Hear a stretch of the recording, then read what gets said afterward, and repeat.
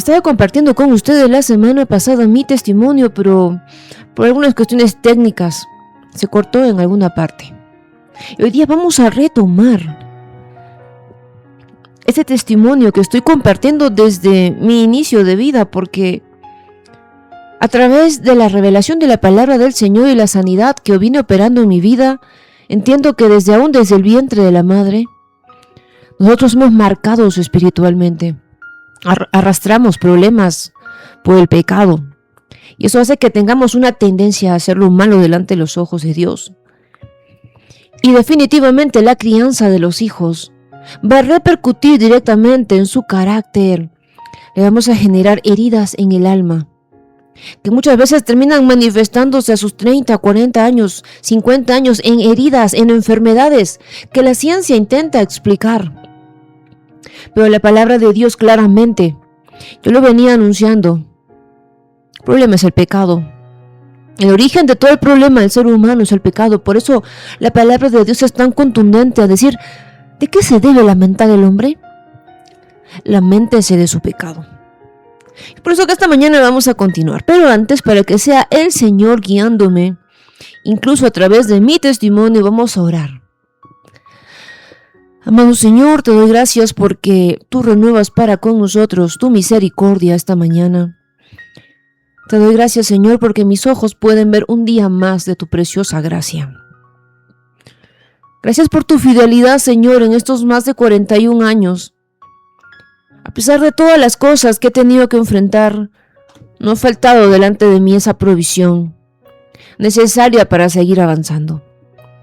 Te ruego, Señor, que este testimonio pueda ayudar a mis hermanos a entender que tú sigues obrando de la misma y poderosa manera que lo hacías cuando estabas aquí con nosotros. Que tú eres el mismo Dios de antes, de ahora y lo serás por siempre. Y así como vienes obrando con la vida de cada uno de nosotros, tú puedes obrar poderosamente en la vida de aquellos que están escuchando este testimonio. Te doy gracias y te pido esto en el precioso nombre del Señor Jesucristo, a quien sea toda la gloria, toda la honra, toda la alabanza por los siglos de los siglos. Amén. Y bueno, quiero invitarlos a cada uno de ustedes a que puedan compartir este tiempo a través de poner los links en sus historias o también compartirlas directamente a sus amigos a través de WhatsApp. Eso ayuda a que este mensaje de restauración, este mensaje de sanidad, este mensaje de perdón, este mensaje de liberación pueda llegar a aquellas personas que están pasando momentos muy difíciles. Y bueno, recapitulando un poco lo que estaba comentando respecto a mi testimonio la semana pasada, les comenté que el espíritu de muerte siempre acechó mi vida. Nací prematura, aquí en la ciudad de Huancayo. Mi mamá era joven, mi papá era joven, ni siquiera habían terminado la universidad. Ambos pensaron que a través de unir sus vidas tendrían una familia distinta. Pero no se puede tener un matrimonio distinto a lo del mundo si tú no estás cimentado en el diseño de Dios. Puedes casarte con la mayor ilusión que tengas, pero tarde o temprano, la consecuencia de los pecados que cometas te van a alcanzar. Les compartía que mis padres, al ser jóvenes, tomaron decisiones solamente en sus emociones. Mi papá dejó lo que tanto anhelaba ser, futbolista profesional. Pero cuando tú dejas sueños de lado, pero no abrazas las cosas eternas del cielo, tarde o temprano te pesas. Y tarde o temprano vas a descargar esa frustración con las personas que más cerca están de ti, que son tu familia. Mis padres empezaron a tener problemas, eran un matrimonio disfuncional. Me tocó vivir sus peleas, sus discusiones, sus silencios incómodos, sus maltratos, incluso hacia nosotras. Y en ese panorama también viví situaciones difíciles, como es el abuso sexual, a mis 6, 7 años. Y dejando todo eso atrás, según yo aparentemente, nos fuimos a vivir a la ciudad de Lima, donde a mis 13, 14 años, simplemente colapsé emocionalmente. Porque a pesar de que mis padres trataban de darme lo mejor materialmente, económicamente, a medida que avanzaban, a medida que iban creciendo económicamente, trataban de compensarme todo aquello que, en cierta forma, había pasado a través de lo material. Pero déjame decirte que cuando tienes heridas en el alma, lo material no te sacia. Lo material no es suficiente. Y a mis 13, 14 años, tenía una gran tristeza en mi corazón, una gran soledad, una gran amargura. Y trataba de seguir adelante. Pero ya no era la alumna ejemplar y dedicada que solía ser hasta tercero de secundaria. En tercero de secundaria, pasando para cuarto,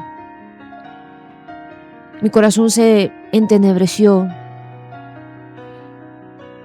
Una de las cosas que de alguna forma me ayudaban a poder seguir adelante es tratar de hacer cosas buenas, tratar de hacer cosas positivas. Desde muy pequeña, por ejemplo, a mí me gustó manejar vehículos. Ni bien aprendí a caminar, ya quería subirme a un triciclo. Solía tener un carrito a pedales que mi papá me compró cuando era pequeña. Me acuerdo que lo estacionaba en la puerta de la cocina. Llegaba el desayuno, el almuerzo. Y eso siempre se mantuvo conmigo.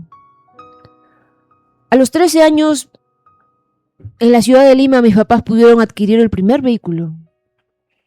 Un Hyundai Axel del 80 y tantos. Pero para mí era lo mejor que podíamos haber adquirido. Y veía cómo mi papá manejaba, cómo hacía los cambios, y ya con el tiempo le pedía que por favor me enseñara a manejar. En cierta forma, por dentro mi temor era su forma de reaccionar. Si yo no aprendía las cosas a la primera, mi papá reaccionaba muy feo. Pero mis ganas de querer aprender a manejar eran más grandes que mi temor a que me golpee o que reaccione mal o me grite. Así es que una tarde, cuando regresábamos de almorzar en la casa de unos familiares, mi papá me enseñó a manejar. A la primera ya sabía hacer los cambios porque venía observándolo. Pero llegó un momento en que me puse nerviosa y al pasar un rompemuelle casi se me apaga el carro. Y ahí estaba la reacción de él. Así es que simplemente le cedí el volante y seguimos nuestro retorno a casa. Y este pequeño episodio es importante porque es bonito aprender a manejar a tus 13, 14 años. Pero no es bonito tener ese talento para ir a buscar a tu papá alcoholizado los fines de semana a cuanto taberna, no sé cómo se llama ahora, se encontraba él tomando con sus compañeros de trabajo, ahora en el pequeño negocio que tenían con mi mamá. Había retomado su mal hábito de perderse los fines de semana a tomar con sus compañeros de trabajo. Y yo solía ir a buscarlo y entrar a diferentes lugares buscándolo. Ya sabía más o menos dónde estaba. En cierto vecino, en cierta bodega. Y lo que solía hacer cuando él me decía que todavía tenía que acabar sus cervezas era pateárselas y decirle: ya no tienes, así es que vámonos a la casa. Por la preciosa gracia de Dios, mi papá no era de esas personas que se ponía agresivo cuando estaba ebrio. Más bien se reía de las cosas que yo solía hacer y lo señalaba delante de sus compañeros de trabajo. Así que lo subí al carro y me lo llevaba a la casa. Y el problema venía en casa, cuando se encontraba con mi madre. Y comenzaban los pleitos, y comenzaban las discusiones, y comenzaban las agresiones. Además de sacar a mi papá de esos lugares, solía llevar a mi mamá a una clínica para que la atiendan por algún golpe, o alguna comisaría para denunciar la agresión. Creo que desde ya vamos entendiendo que para mí el matrimonio no es una figura bonita. Desde muy joven tuve muy claro en la mente que el matrimonio era un mecanismo de opresión. Y eso ya se parece a un discurso que abrazan los feministas, para que veamos que el origen de ciertos movimientos están en el resentimiento, en el odio. Obviamente teniendo al enemigo de nuestras almas orquestando ese tipo de pensamiento en cierto tipo de personas que tenemos cosas en común, como la violencia, el maltrato y muchas cosas. Es en este punto donde mis papás tuvieron más hijos. Y es que 12 años después de mi última hermana, mi segunda hermana, tuvimos a mi hermanito, el ansiado varón, aquel que llevaría el apellido de la familia. Lamentablemente, las cosas no cambiaron mucho cuando nació él. De hecho, solamente cuando estaba recién nacido había cierto ambiente de paz en la casa. Solamente sus llantos interrumpían la tranquilidad familiar, pero era para que todos corriéramos a atenderlo. Ya con el tiempo, mi papá retomó otra vez sus hábitos y esta vez se ponía un poco más agresivo. Y debo aclarar acá algo. No era de las personas que todo el tiempo estuvieran renegando. De hecho, mi papá era una persona muy divertida. Cuando estaba bien, era una persona muy interesante, la verdad. Era una persona que siempre se trazaba metas, se ponía objetivos, los alcanzaba, trabajaba muy duro, se levantaba temprano a hacer ejercicio. Creo que en todos los emprendimientos que él estuvo antes de iniciar el negocio con mi mamá, fue uno de los mejores. Comenzó vendiendo programas de inglés y fue el mejor vendedor. Comenzó vendiendo, no sé, lo que sea que haya comenzado, terminaba siendo el mejor en ello. Creo que en cierta forma trataba de plasmar eso en nosotras. Pero no de la mejor forma. Entonces ahí estaba yo, creciendo en medio de un hogar disfuncional, con el deseo de que mis hermanos no pasaran lo mismo que yo, porque tuve un cuarto hermano. Un día simplemente me paré en medio de la mesa y no solamente me enfrenté a mi papá, me enfrenté a los dos, porque siempre no solamente es el problema de un lado. A veces las mujeres solemos ser un poco emocionalmente, sabemos cómo lastimar a una persona, y yo también a veces entendía eso. Trataba de no ser parcial, de solamente estar del lado de mi mamá o solamente del lado de mi papá. Trataba de ser lo más objetiva posible. Trataba de no perder la racionalidad. Siempre me aferré mucho al objetivismo, al ser objetiva. Así que me paré delante de los dos y les dije, si se quieren pelear, si se quieren matar, si quieren, váyanse fuera de la casa. No voy a permitir que esta misma situación siga viviéndola mis hermanos. Desde aquel momento esas agresiones se trasladaron a la noche. Yo no conocía del Señor. Cuánto me lamento no haber conocido del Señor. No lo veo como ahora lo puedo observar. Dos personas heridas. Dos personas que venían de familias también disfuncionales. Dos personas que atravesaron infancias muy difíciles, marcadas por la agresión física, emocional, el abandono. La única forma de tratar de detener cierta violencia que se manifestaba en mi casa era tratar de separarlos del núcleo. A pesar de todo eso, la gracia del Señor fue grande para con nosotros, ya que los frutos del shock económico que se vivió a los principios de los 90 empezaban a dar frutos y la economía empezaba a abrirse. Una nueva clase económica, la clase media. Y en la preciosa gracia del Señor, el negocio de mis papás empezaba a crecer, empezaba a afianzarse. Muchos a nuestro alrededor decían, wow, qué bonito, cómo está creciendo la familia. Ahora tienen un hogar le decían a la casa, tenemos un vehículo ya más moderno. Tuve la gracia de poder asistir a universidades privadas, a una universidad privada de hecho. A mis 19 años ya tenía un vehículo con el cual yo podía ir a la universidad. Un año nada más fui en transporte público. Pero a la par, con tener el vehículo ayudaba a mis papás también en el negocio. que se desarrollaba en el ámbito de las prendas textiles en Gamarra. Así que mi rutina era bastante estricta, bastante exigente. Muy temprano me iba al gimnasio, entrenaba 2 horas, me iba a la universidad, y en mis ratos libres, que eran 2-3 horas, llevaba mercadería a las tiendas.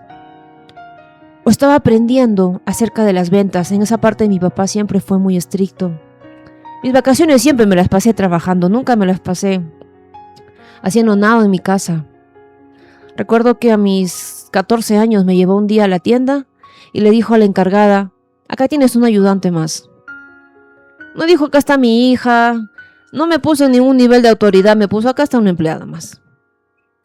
Y las señoritas que siempre estuvieron a mi cargo, que siempre fueron muy amables, también me enseñaron muchas cosas importantes, como el respeto, en no mirarlas por encima del hombro. Aunque por causa del pecado a veces solía rebelarme también ahí. En la universidad, no sé qué pasó. No sé si conocí amigos inadecuados, no fueron los correctos. ¿Cuánta sabiduría tiene la palabra del Señor que las malas juntas pueden pervertir los buenos hábitos, las buenas costumbres? No voy a decir que también yo era una buena influencia, porque desde tercero de media venía con una rebeldía total hacia todo tipo de autoridad. En cuarto de secundaria me expulsaron del colegio por problemas de conducta, por tener en poco mis clases, por haber dejado en abandono total mis estudios. Terminé el colegio en una institución donde muchos alumnos en mi misma condición son expulsados de los mejores colegios de Lima. Por la pura gracia del Señor no terminé en cosas terribles. Y así ingresé a la universidad, tratando de hacer las cosas diferente. Abrazando la oportunidad de, siendo profesional, cambiar mi futuro, cambiar mi destino. En el camino también estudié artes marciales. Trataba de tener una vida lo más diferente a lo que conocí de mi infancia. Trataba de sacar de mí una gran ira contenida. Hacía deporte, me metí a artes marciales.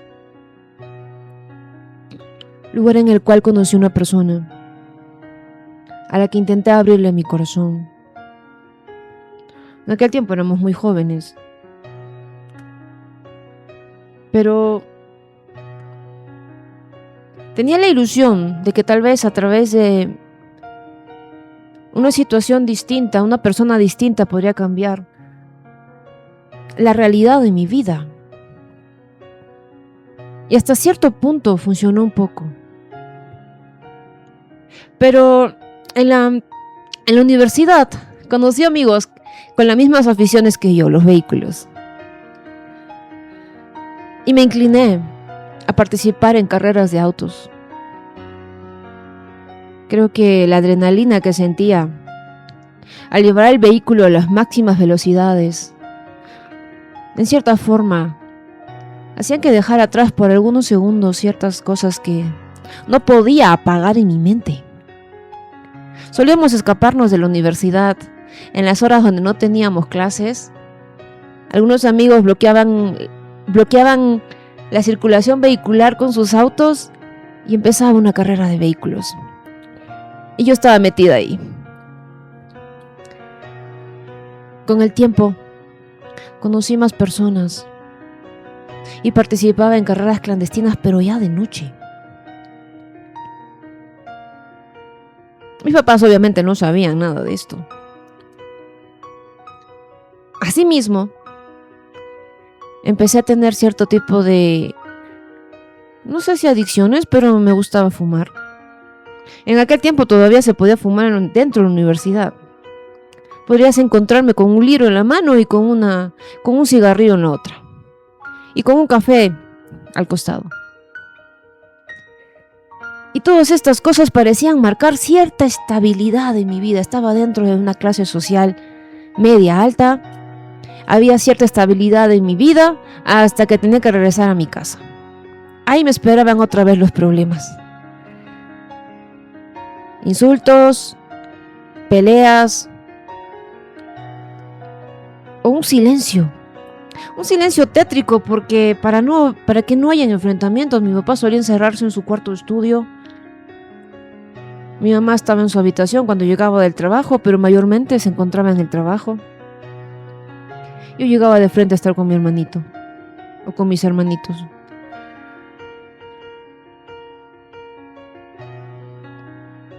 Y bueno, así transcurría mi juventud. Es que hubo un día que lo cambió todo. Mis papás con el tiempo empezaron a pensar en un lugar tranquilo para mis hermanos y para mí. Y como todo emprendedor lo hace aquí en el Perú, se arriesgaron a adquirir más deudas. Lamentablemente, la metodología por la cual muchos crecen en este país es por el método de apalancamiento. Y eso es endeudarte para poder crecer, endeudarse para tener capital, endeudarse para comprar algún bien, endeudarse para tener una casa. Y no está mal. El Señor también nos enseña en la palabra cómo gestionar nuestras finanzas. Y si eso está dentro de un marco donde tú tienes la posibilidad de poder devolver el dinero y no estar sometido a esclavitud, a poder pagar algo que tú no estás en condiciones, está bien. Eso permitió que pudieran adquirir un inmueble en un lugar tranquilo y seguro. Y me acuerdo que yo le había prometido a mi hermanito que en cuanto pusieran el cable en esa casa nos iríamos a ver sus dibujitos hasta que nos quedáramos dormidos. Recuerdo que faltaban 2 días para mi cumpleaños. Yo ya tenía todo organizado. El mejor local, con los amigos que había seleccionado de la universidad. Todo estaba listo para llevar la mejor celebración de mi vida, según yo. Y 2 días antes de que se dé esto, mi hermano me estaba esperando en la casa. Yo había llegado cansadísima porque entrenaba temprano, universidad, trabajo. Llegué a mi cama. Mi cuarto estaba al frente del cuarto de mis hermanos. Y me eché, según yo, un rato. Mi madre me vio cansada, se sentó al costado mío y me dijo: hijita, ¿por qué mejor no te quedas hoy día? Estás cansada. Ya mañana vas con tu hermano. No sé cómo entró en mi corazón el deseo de salir de esa casa. Solo venía a mi corazón: sal de aquí, sal de aquí. Sin pensarlo le dije a mi hermano: vámonos, hoy es el día. Yo siempre trataba de cumplir con mi palabra. Si le había dicho que ese día íbamos a ir, ese día teníamos que hacerlo. Así que subimos el televisor a mi auto y nos fuimos. Solamente habían sillones en esa casa, pero estábamos contentos. Ya pasada la medianoche, mi hermano estaba ya dormido y recibo una llamada. Y escucho a mi hermana sollozar del otro lado, llorando. Y le dije: cálmate, ¿qué pasa? Pero esto mi hermana es pero muy nerviosa. Cada uno reacciona en la vida de diferentes formas. Entre diferentes situaciones yo aprendí a guardar la calma por fuera, a tragarme cualquier cosa que sintiera por dentro. Mi hermano es todo lo contrario. Ella explota en llanto, se desespera y luego se enfoca. Pero bueno, ella lloraba y decía, y yo le dije de frente: ¿ahora qué le ha hecho a mi madre? Y me dijo: no, esta vez no es mamá, esta vez es papá. Han entrado 4 hombres, han subido donde está él y lo mataron. Y yo pensé que mi hermano estaba exagerando en ese momento. Le dije: cálmate, estás exagerando, ¿por qué no vas y ves si tiene pulso? Y me dijo: no, nos han encerrado en un cuarto, a mis hermanos, a mi mamá, a mí, y se han quedado ellos. Solamente he escuchado unos sonidos horribles.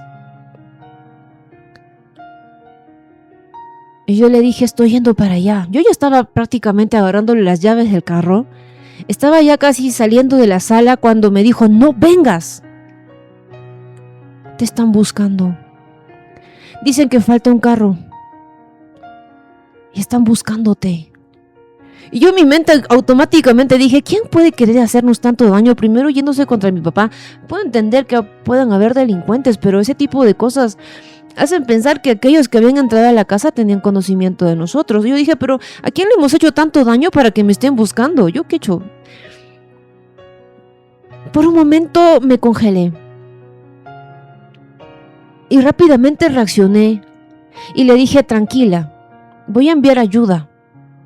Y me dijo, no te preocupes, ellos ya se fueron, pero por temor a que regresen nos hemos ido por el techo a la casa del vecino. Ya estamos en la casa del vecino.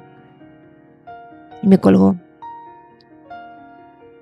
En ese momento solo me quedó ver el cielo, caer de rodillas y coger un cojín y gritar a lo loco, porque mi hermano dormía al costado.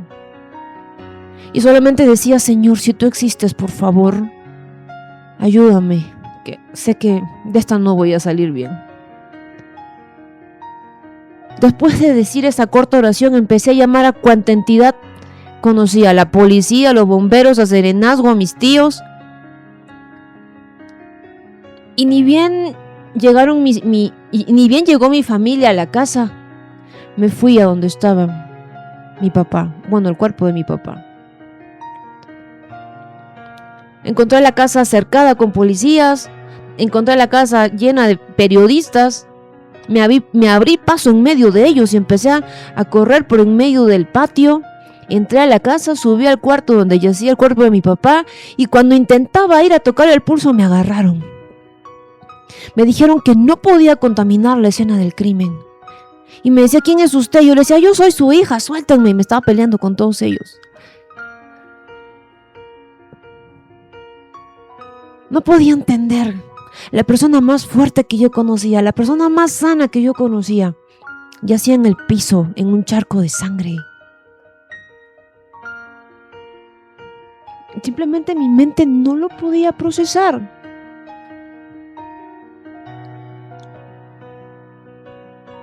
Luego de calmarme y hablar con mis tíos, la policía, la fiscalía hizo su trabajo.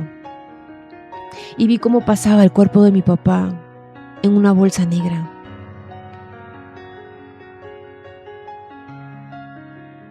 Tenía a los periodistas encima, mis tíos me sacaron de ahí.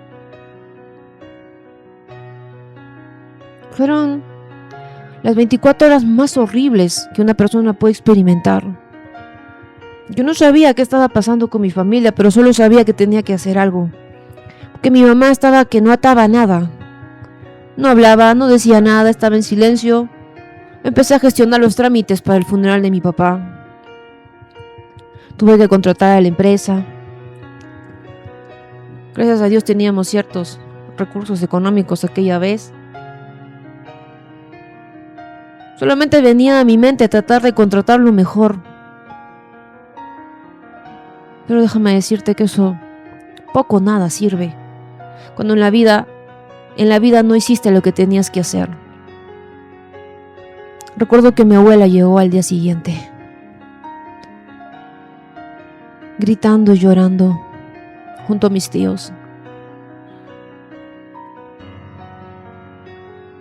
El día de mi cumpleaños, un día antes de mi cumpleaños, me tocó ir a la morgue a sacar el cuerpo de mi padre. Como hija mayor era lo que me correspondía. Así es que tuve que ir. Fui con un tío, un primo de mi papá. En aquel lugar también había fallecido otro papá. Alguien que se había estrellado en su carro, un deportivo. A mi costado había otra joven. Tendría casi como mi edad. Pero siempre recuerdo su reacción. Cuando nos llamaron ambas, nos pusieron cada una delante de una gran cama de acero inoxidable en donde yacían dos cuerpos. Ella gritaba desesperada, decía papá. Pero mi caso era distinto. Cuando vi el cuerpo de mi padre no lo reconocí. Sentía que algo faltaba en él. Pero ya luego de estar viendo su rostro, entendí que era él. Tomé su mano. Estaba rígida, fría, un cuerpo sin vida. Y solamente rodaban algunas lágrimas por mi mejilla. Lamentablemente mi tío no entendía la situación. Me tildó de frívola. Él no entendía que por mucho tiempo yo había aprendido a internalizar mis sentimientos. Rápidamente me dispuse a firmar los documentos y dejé que la empresa se encargara de todo. Ellos se encargaron de todo, sacar el cuerpo, limpiarlo, poner el traje que les había dado. Lo pusieron en un cajón y lo llevaron para mi casa, lugar donde sería el velorio. Un lugar donde estaban familiares, amigos y muchos policías. Muchísimos policías, no solamente con su traje policial, sino también infiltrados. No infiltrados, sino que estaban con su vestimenta de civil, para escuchar todo cuanto pasara en ese momento. Recuerdo que me asignaron un policía que me acompañara a todos lados después de la declaración de mi hermana. Y constantemente me hacía preguntas. ¿Quién me enseñó a manejar? Que manejaba demasiado bien. Y yo siempre hablaba de mi papá.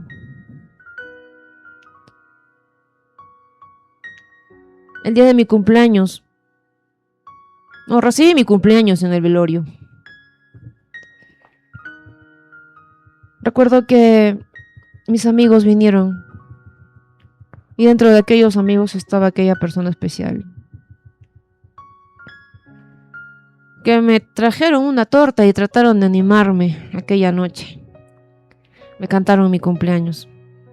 Creo que fue el número 21. Estábamos en una parte de la sala y en otro lado estaban velando a mi papá. Yo solamente me fui a mi cuarto un rato a llorar un poco y volví con ellos. Y al día siguiente fue el entierro. No sé por qué, pero no quise que mis hermanos pasaran por este tipo de situación. Ellos eran pequeños, 8 y 6 años. Por lo cual los dejé al cuidado de un amigo de mucha confianza. Ellos no estuvieron en este tiempo.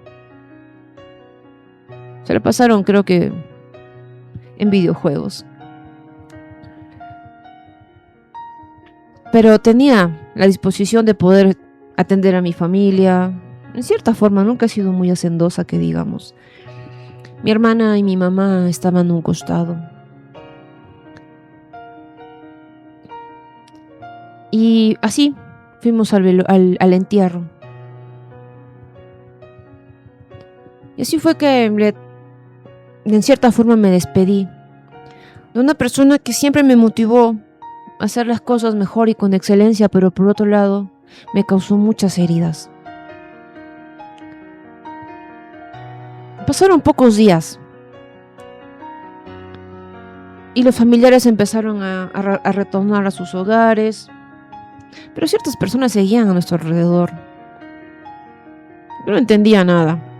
Trataba de hacer las cosas en el negocio, delegar las cosas que tenía que delegar con las personas encargadas. Gracias a Dios teníamos personas ya de tiempo que prácticamente se estaban encargando de todas las cosas.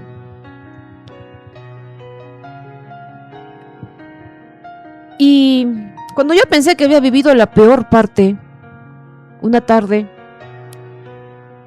un policía nos dice: es tiempo de que la señora vaya a hacer sus declaraciones a la comisaría.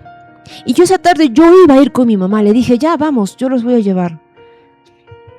Mi hermanita, que apenas había cumplido 18 años, alguien que también ha pasado por muchas cosas y que vivía en su mundo con sus amigos y con un enamoradito que tenía por ahí, Tan linda ella me dijo, no te preocupes, yo voy con mamá, tú encárgate de hacer las cosas. Esa fue la última tarde que las vi en libertad. Porque al momento que fueron a dar su declaración, les presentaron un documento con las cuales se estaban privando de su libertad. Como principales sospechosas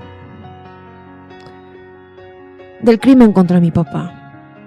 Yo hasta ahora me pregunto, ¿no?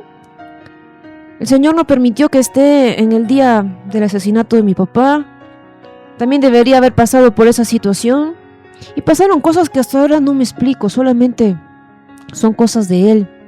Y voy a remarcar algo muy importante. Yo siempre me pesé de no estar ese día. Siempre hubiera preferido que hubieran 2 ataúdes en lugar de cargar con todo lo que tuve que cargar después. La vergüenza, la frustración de saber que no pude haber hecho nada. He vivido por muchos años con esa cuestión, con esa culpa en mi mente.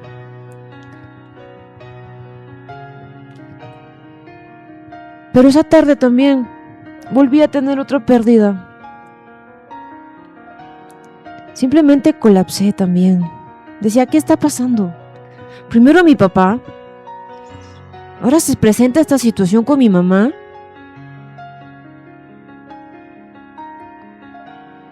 Junto con esta noticia llegaron un montón de invitaciones de abogados. Que yo puedo sacarle en tantas horas, que yo puedo sacarle en tantas horas. No saben cuánto dinero perdí solamente en cuestión de días. Hasta que mis tíos, los hermanos de mi mamá, empezaron a ayudarme. De hecho, unos tíos que no estaban aquí llegaron de viaje y fueron de gran apoyo en mi vida. Porque no solamente me ayudaron en la parte legal, sino en la parte emocional. Siendo esas figuras paternas o ese respaldo adulto que yo necesitaba. No podía ver a mi mamá en esa situación y peor a mi hermanita en esa situación. Solo me decían, quédate en casa, no voy a hacer que te metan a ti también a la cárcel y así que vamos a hacer.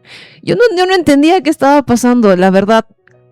Yo no entendía que muchos policías, muchas cosas estaban pasando a mi alrededor. Fuimos noticia nacional por una semana. Siguieron nuestra vida, más de una semana creo. Estábamos en todo tipo de medios de comunicación.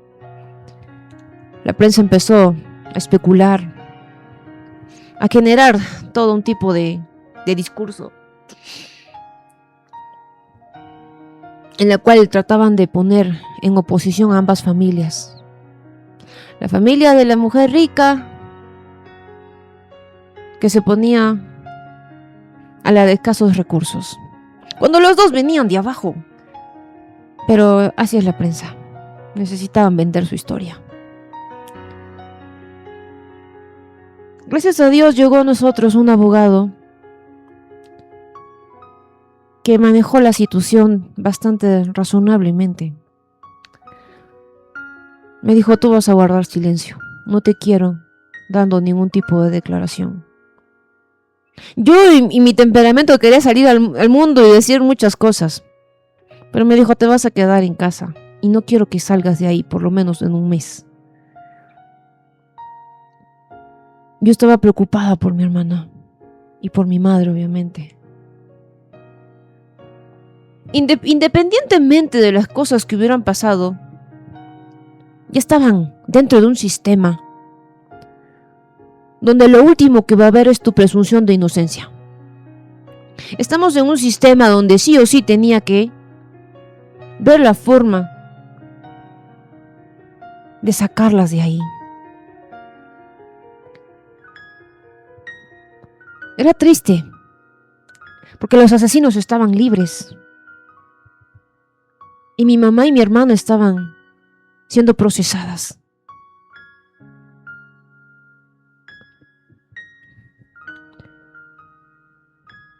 Y solamente tenía que ver la mejor forma de sacarlas de ahí. Ahora, yo no voy a hablar por mi mamá.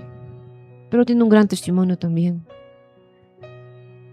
Pero lo que voy a resaltar en esta parte de mi testimonio es el hecho de que mi madre tuvo que enfrentar todo esto. También, con mucho esfuerzo,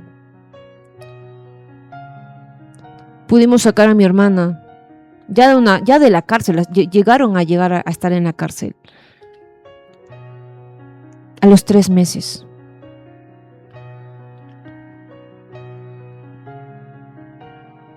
Mi mamá asumió toda la responsabilidad.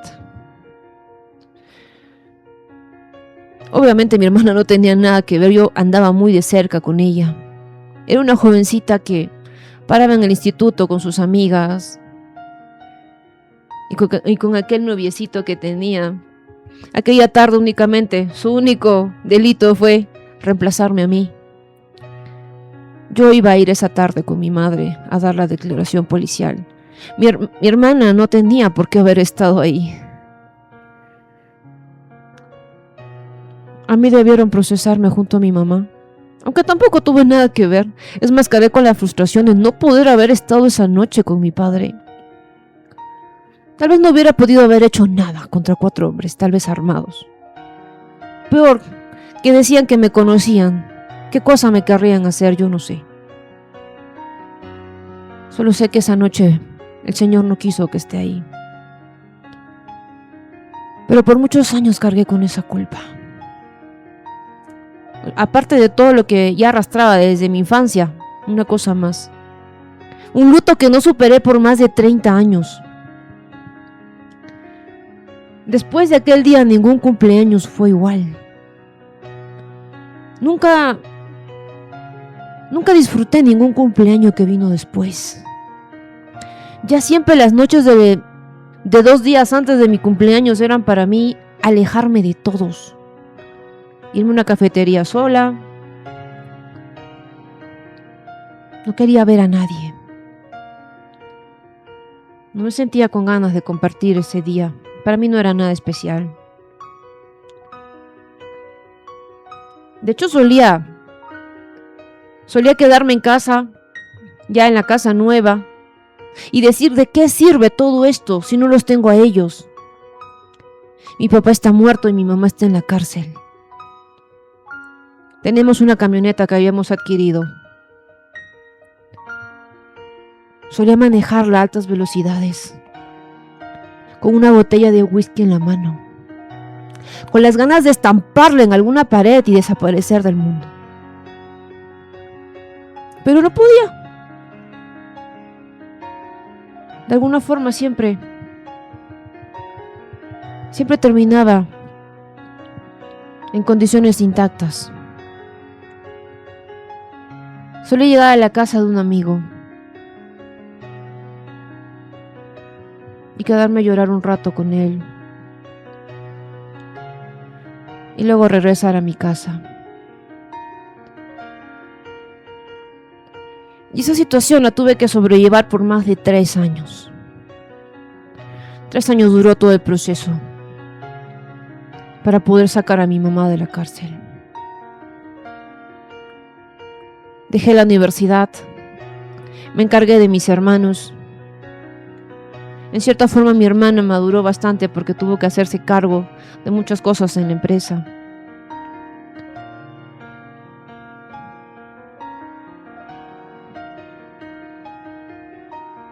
Y los amigos que antes tenía simplemente desaparecieron. No quise ahondar mucho en ese punto, pero creo que esa parte sí es importante. Porque la única vez que le abrí mi corazón a alguien fue antes de que pasaran estas cosas. Porque cuando desaparecieron todos ellos a causa de esta situación, cualquier tipo de esperanza que tuviera en una persona desapareció. Y desde ahí nunca más pude confiar en nadie. De hecho, pude haber tenido algunas relaciones, pero jamás pude enamorarme de nadie. Así es que así pasé un largo tiempo de mi vida. Y creo que por este día vamos a llegar hasta este punto. En el siguiente jueves les voy a contar ya cómo el Señor me alcanza. Porque de hecho no fue una sola vez que en su gracia alcanzó mi vida. Fue gracias a que mi madre estuvo en este lugar que conoció por primera vez la palabra de Dios. Y más adelante, a través de ella, yo también pude conocer por primera vez el Evangelio. Pero pasaron muchas cosas. Y son cosas que son importantes que se las cuente. Porque creo que a través de ello el Señor nos quiere enseñar que Él es el Dios de gracia. Que no solamente te da una oportunidad, te da 2, te da 3. En su infinita gracia y misericordia. Así que si piensas que tú estás lejos del Señor, déjame decirte que no es así. Él está más cerca de lo que tú te imaginas. Esta situación realmente para mí fue muy difícil. Como la situación anterior que pasé, quise dejarla en el pasado. Pero así no funcionan las cosas para el Señor. El Señor no quiere avanzar algo en tu vida si tú primeramente no sanas aquello que te hizo tanto daño en el pasado. El Señor no puede construir algo en tu vida si primeramente no sacas toda la arena y te fundamentas en la roca. Así es que en el siguiente episodio les compartiré cómo todo aquello que he vivido desde la infancia hasta mi juventud tienen un giro a través de la gracia preciosa del Señor Jesucristo llegando a mi vida. Que sea para la gloria y honra de su nombre. Vamos a orar. Amado Señor, te damos gracias por este tiempo, porque solamente tú puedas hacer las cosas grandes y maravillosas. No hay nada que tú no puedas hacer, no hay corazón que tú no puedas sanar, no hay vida que tú no puedas restaurar. Te pido, Señor, por la vida de cada una de las personas que está escuchando esta transmisión de tu radio Monte Alto. Te ruego, Señor, para que este testimonio sea para la gloria de tu nombre, sea para la esperanza de muchos corazones quebrantados, muchos corazones que han pasado por tantas cosas, de saber que tú sigues restaurando, de saber que tú sigues obrando, de saber que tú sigues liberando, de saber que tú sigues obrando. Te doy gracias y te pido esto en el precioso nombre del Señor Jesús, a quien sea toda la gloria, honra